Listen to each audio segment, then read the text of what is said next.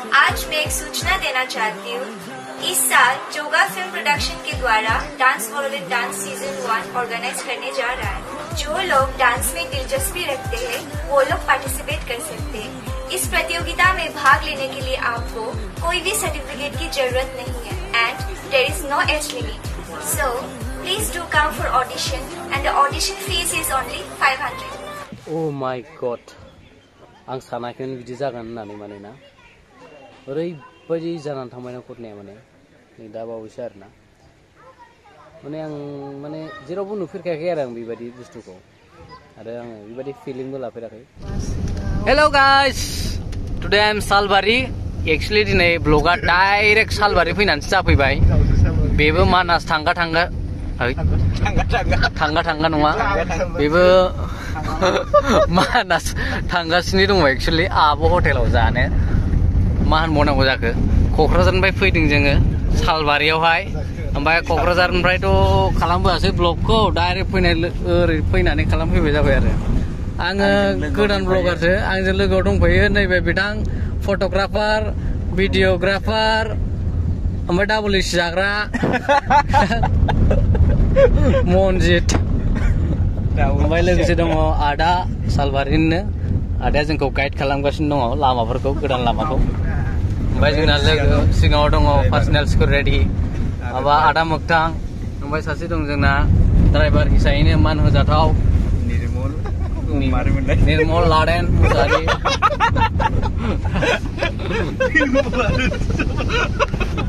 ओमफ्राय बायसान्स जुदि सोरबा भिउवार्सफ्रा सानोब्ला नोंनि ब्लग खालामनायनि मिनिङा मा बेलाय होननानै जुदि सानोब्ला बेखौनो साननानै ला जे जों मानासाव थांगासिनो दङ, बेबो आब' हटेलाव ओंखाम जानो। सालबारि बाजारनिफ्राय थांदोंमोन जोङो बाजै हटेलावहाय, नाथाय मोनासै, नेनांगौमोन टाइमखौ जोङो एसे बांद्रायनाय नेनांगौ मोननायलाय जोङो दा थांगासिनो आब'आव। जायगाफ्रा गोदानबाबो एसे जोंनिथिंजाय बादियानो, माने गामियानो आरो, दुब्लियाबो जोंथिं दंखायो, गामियाबो जोंथिं दङ, गय बिफाङाबो जोंथिं दंखायो। गोदान जायगाखौ जेला नुगोन, जेलानाखि होजों सहैगोन आब'खौ मोनहैगोन, अब्लासो एसे गोदान मोनगोन आरो ना।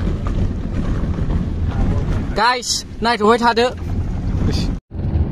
साहा बागान नुजेनबाय आरो एसे मोजां। साहा बागाननि गेजेरावहाय गिदिर गिदिर बिफां दङ, दंफांफोर।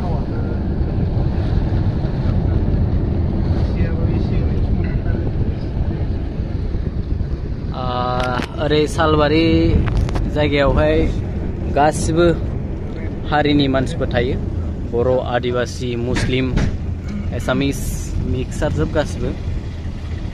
अनलायनानै थानांगौ बयबो जयैनो।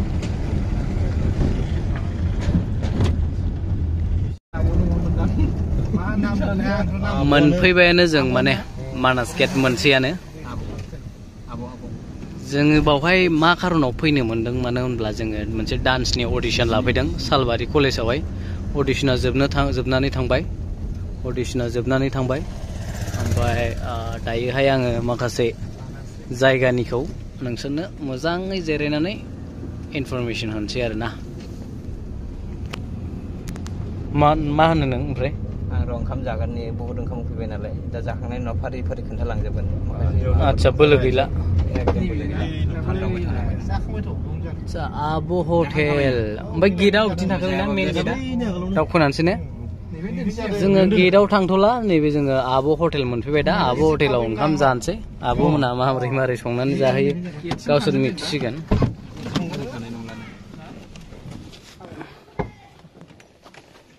जोंना आब'आ खनायावहाय हटेल बानायफैदों, थारमाने। फैदो ओरैजाय गेट दङ जाहैदों आरो ना। ओमफ्राय जों दा माने आब' हटेलाव फैबाय। मोजाङानो जायगाया, अक्सिजेन फुल। हाय, हेलो, व्हाट्स योर नेम? मा नाम जाखोबा? ओके, हेलो एवरीवन, दिस इज पाकन aka ब्रेव। myself मंजिल वारी। तो आज हम लोग बक्सर डिस्ट्रिक्ट में हैं। आप लोग को पता ही होगा, हम लोग का dance for all dance season 1 audition चल रहा है अभी। अगस्त में फिनले होगा 28 अगस्त को, एंड 29 अगस्त को वर्कशॉप होगा। सो इसी कंपटीशन के लिए हम लोग अभी ऑडिशन ले रहे हैं। अभी फिलहाल हम लोग बक्सर डिस्ट्रिक्ट में हैं, ऑडिशन चल रहा है। सालबारी कॉलेज में ऑलरेडी ऑडिशन खत्म हो चुका है, तो हम कल जाएंगे शिमला ना। तो हम लोग कल शिमला जाएंगे ऑडिशन लेने के लिए। अगर कोई किसी को पता नहीं है ऑडिशन कब होगा, कहाँ होगा, तो हमारे साथ कांटेक्ट कर सकती हो, मैं नंबर दे दूंगा स्क्रीन में। एंड हम लोग Udalguri and West Bengal, Karbi Anglong and Tamulpur district हर जगह लेंगे। तो अगर कोई उदलगुरी या West Bengal, Jaigaon, West Bengal और कार्बी आंगलोंग से इंटरेस्ट है और लेकिन किसी को नहीं पता, अभी तक इन्फॉर्मेशन नहीं मिला, तो आप लोग आ सकती हो प्रैक्टिस करके, आराम से प्रैक्टिस करके। एंड फर्स्ट टाइम हम लोग ऑर्गेनाइज करने जा रहे हैं, एकदम मस्त करेंगे। एंड सबको मतलब जितना भी टैलेंट है, किसी के पास अपना टैलेंट दिखाने का अपॉर्चुनिटीज मिल जाएगा हम लोग को, और बहुत सारे अपॉर्चुनिटीज है। जब हम लोग ऑडिशन देंगे तो पता चलेगा। ओके, सो हम लोग कल शिमला जाएंगे एंड इसके बाद हम लोग जाएंगे कल हम लोग शिमला जाएंगे, इसके बाद हम लोग जाएंगे Musalpur town. Okay, after that हम लोग तामुलपुर जाएंगे। तो आप लोग रेडी रहना, we will be there soon, very soon, and see you guys. And ये बोलेगा अभी बोडो लैंग्वेज में, मैं तो बता दिया आप लोगों को हिंदी में, ये मनजित ब्रो बोलेगा बोडो लैंग्वेज में। चलो, तो खुलुमबाय बयनिसिमबो। आंथ' बेनि चेनेलाव, इउटुब चेनेलाव गिबि खेबनि थाखाय नुजाफैनाय जाहैबाय। थ' थेंक इउ। आरो दिनैहाय बुंनो थांनाया जाहैबाय, आं दा दंफैयो जों बाक्सा डिस्ट्रिक्टनि आन्दारावनो सालबारि गामियाव आरोना। थ' दिनैहाय सालबारियाव जों मानि थाखाय दंफैयो बिदिखौ नायनानै एसेबाबो मिथिखाबाय, अब्लाबो आं एसे बुंना होनोसै। सालबारि गामियाव दा जों थाफैनाय खारनानो जाहैबाय, जों दिनै डेटआ मामोन? 20 ना? 20 जुलाइ 2022। थ' दिनैनि डेटआव जों सालबारि गामियाव एबा सालबारि कलेजाव जों अडिशन लानाय जादोंमोन। अडिशना मानि बुंनो थाङोबा डान्स बड'लेण्ड डान्स सिजन 1 2022। थ' बेनि दा जों अडिशन सोलिगासिनो नालाय, दाखालि चिरांनिफ्राय स्टार्ट जाय दा चिरांना कमप्लिट जाबाय आरो बेनि उनाव दा बाक्सा डिस्ट्रिक्टना सोलिगासिनो दङ। थ' बाक्सा डिस्ट्रिक्टना दिनै फार्स्ट डेमोन, दिनै फार्स्ट लाग्रोबाय सालबारि गामियाव लाग्रोबाय, बेनि उनाव गाबोनहाय सिमला, नेक्स्टआव मुसुलपुर आरो नेक्स्टआव थांगोन जों तामुलपुर। दा बिदिनो दाब दाब जायगायाव जों अडिशननि भेन्युखौ होदों। दा बिदिनो बाक्सा, उदालगुरि, कार्बि आंलं, वेस्ट बेंगल एन्ड आदार देन मा होननो थांबावो बेलेग, नट अनलि जोंनि आसाम एबा बिटिआरनियाल' बाहागो लानो हागोन बे नङा, बेनि अनगायैबो गुबुन, जेरै बुंनो थाङोबा गुबुन कान्ट्रि बुंनो थाङोबा नेपालानो जा, एबा दाथ' जोंनि नियारेस्ट कान्ट्रि बुंनो थाङोबा मा भुटाननिबो जोंनि माखासे कन्टेस्टेन्ट बाहागो लागोन, अडिशनाबो जागोन भुटानावनो। थ' नुनो मोनगोन बेखौबो। थ' जायफोर गोसो गुदुं मोसानायाव, दा जोंहा बहुत मोजां प्लेटफर्म बियो, बाहागो लानो हागोन नोंथांमोनहा। थ' गाबोनहाय आसा खालामो, दा अलरेडि थांखांनाय जायगाखौथ' खोन्थानानै मानानै लाब गैला, मानो होनबा थांखांखाबाय नालाय। दा बेनिखायनो दा फैगौ जायगा एबा लकेसन बा भेन्युखौ बुंनो थाङोबा, जेरै मुसुलपुर दं, गाबोन सिमलायाव दं। थ' बे भिडिअनि थ्रुयैनो सोरबा सासे नुनानै एसे इन्सपायार जाथों, एबा नुनानै भिडिअखौ नुनानै आरो अडिशन होनो थाखाय फैगोन बेखौ आसा खालामो आरो आं। दा ओमफ्राय माखासे रुल्स एन्ड रेगुलेसन बुंनो थाङोबा, माने बेयाव अडिशन होनो थाखाय एबा माबानि थाखाय जेबो फोरमान बिलाइ एबा सार्टिफिकेट एबा बिदि जेबो नाङा आरोना। अडिशन होनो थाखाय अनलि 500 फिस लानाय जायो, अडिशन फिस हिसाबै लानाय जायो आरो बेखौ प्रसेसिं फिस होनानै लानाय जायो। बेखौ लानानै फर्म जायगायावनो on the spot form fill up खालामनो हागोन, ओमफ्राय डाइरेक्टलि अडिशनखौ होनो हागोन आरो। दा बेफोरनो जाहैबाय आब' हटेलनि जायगा, जिरायग्रा, ओंखाम मोनो, बांसिनानो फास्ट फुडबो मोनो आरो एसे।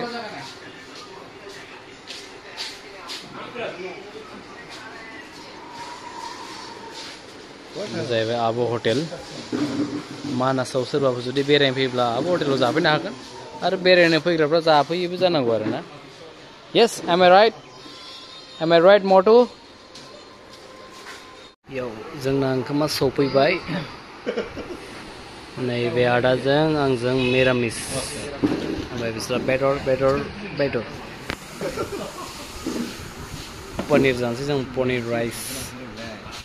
Oh my god, आं सानाखैमोन बिदि जागोन होननानै माने ना ओरैबायदि जानानै थांबाय ना घटनाया माने नै दा बावैसो आरोना माने आं माने जेरावबो नुफेरखायाखै आरो आं बेबायदि बुस्थुखौ आरो आङो बेबायदि फिलिंबो लाफेराखै खोथाया जाहैबाय माने ओरैबायदि गोथाव संदोंना ओंखाम ओंख्रि आयो आंथ' दा मिरामिस जाना दंथ'यो बर्थमान देहानि थाखाय पनिरखौथ' आयु बुंनाङालै ओरैबायदि गोथाव आं माने दालिजोंनो ओंखाम जागुलायासै आं पनिरजोंनो जाजोब्बाय पनिरनि ग्रेभि बिनि बिदै हेभि एभरिथिं इज फैन्टास्टिक एक्चुअली ना गासिबो बरिया जादों नोंथांमोना जुदि मानासाव जुदि फैयोब्ला बेवहाय एकदम जाफै आरोना ओरैबायदि मोजां मोनलांगोन ना थ' दा बेनो जोङो गेट नायनोसै ओंखामा जाखांबाय ओमफ्राय बेवहाय लकेल सापातिबो फाननाय जायो मोजां सापातिया मोजां जाहैदों लकेल हिसाबै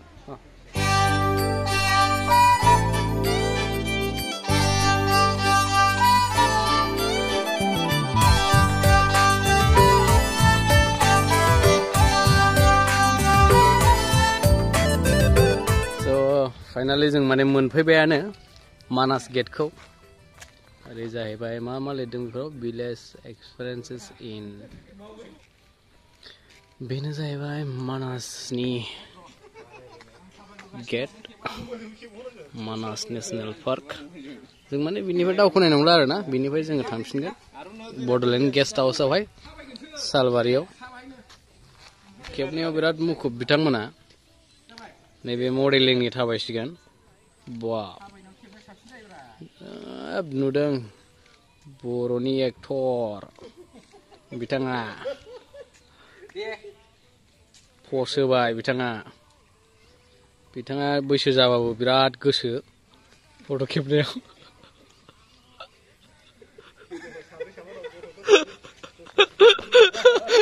बेनो जाहैबाय मानासनि दै जास्ट गय जानो थाखाय जास्ट गय जानो थाखाय फैदों आरो आदाया जाया गयखौ जेनेबा जों जायो एसे एसे नंखाया नंगौलै बेथ' ब्लगार नङालै थेवब्लाबो होहैबाय बे आसला जोंना बिदा गेदेरा नैबे रिजर्ट खोमालै रिजर्ट जाथारनांगौ बे बेनो जाहैबाय मा जायगामोनलाय मा जायगा नुला ना बियो राजाबिल मोनबाय मानास पार्क अरनबारिनि सेर सेर थांगासिनो जों दा बड'लेण्ड गेस्ट हाउसआव थांफिनसै बास लामाखौल' दिन्थिनाय जाबायलै बेनिफ्राय दिन्थिला रुपहि बाजारावहाय एसे खरस खालामफैबाय जों साम' बेनो जाहैबाय रुपहि बाजार रुपहि दैमा सेराव होननाय जाहैबाय आरो नाया हिटलै लकेल बुरिया हा बेसे फवा बेसे नों फवा बेसे खम जाया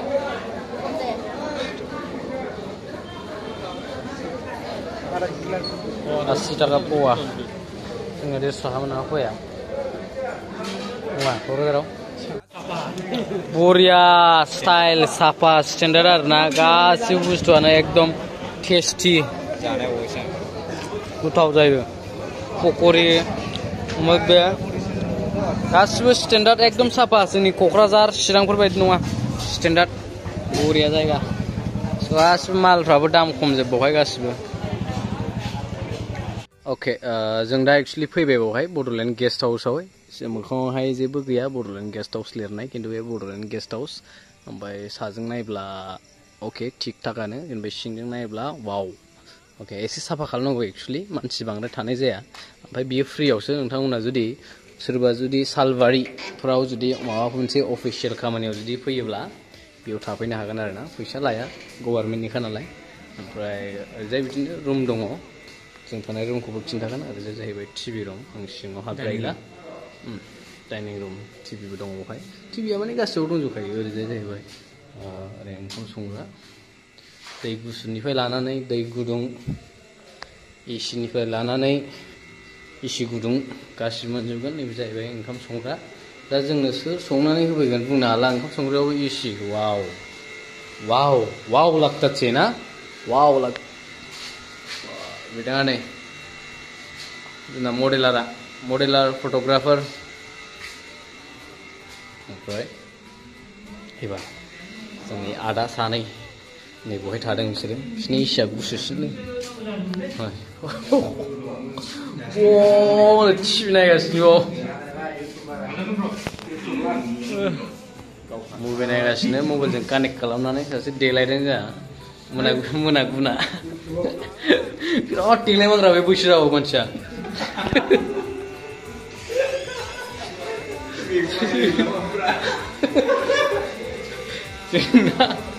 जोंना नैबेनो रुमा एक्सुअलि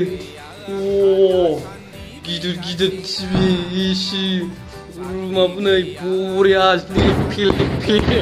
गयथिबो गोगोम रोजाखा उन्दुनो मोनफेराखै मासिम बरियालाय गयथिबो